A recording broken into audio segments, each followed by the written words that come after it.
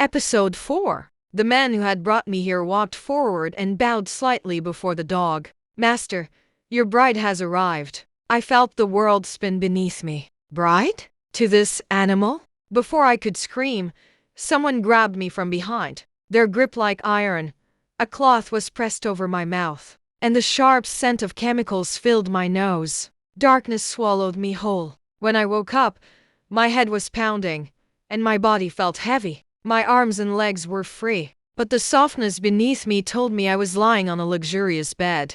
The air smelled of roses and something expensive, perfume, maybe. I sat up too quickly, dizziness washing over me. My vision blurred for a moment before clearing, revealing an enormous bedroom. The walls were lined with gold-trimmed mirrors, the ceiling high and decorated with a chandelier that shimmered like stars. But none of that mattered, because at the foot of the bed, staring at me with those chilling blue eyes, was the dog. I scrambled back, pressing myself against the headboard. My heart slammed against my ribs as fear gripped me. The dog didn't move. It just watched me, its gaze unsettlingly intelligent, almost human. The door creaked open, and a woman in a maid's uniform stepped in. She looked young, maybe in her early 20s, with sharp features and a cold expression. She carried a tray of food and set it on the bedside table. "You will eat," she said, her tone flat. I shook my head. "I want to go home."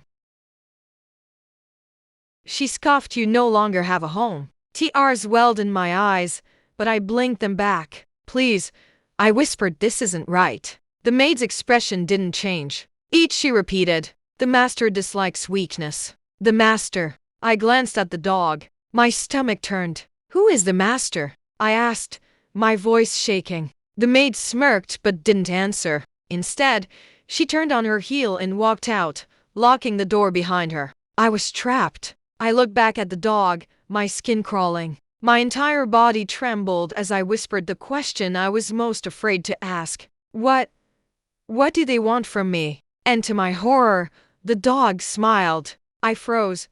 My breath hitched in my throat as I watched the dog's lips pull back in a way that was disturbingly human. My skin prickled with fear. Dogs don't smile. I forced myself to look away, my mind racing. Maybe I was imagining things. Maybe the fear and exhaustion were making me see things that weren't real. I needed to get out of here. Slowly, I slid off the bed, my bare feet sinking into the soft rug. The dog didn't move, but I could feel its gaze burning into me. I ignored it and tiptoed to the door, pressing my ear against the wood. Silence. I reached for the handle, praying it wasn't locked. But the second my fingers brushed against the metal, a low growl rumbled behind me. My body stiffened. Slowly, I turned my head. The dog was standing now, its piercing blue eyes locked onto mine. Its head was tilted slightly, as if amused. "To be continued,"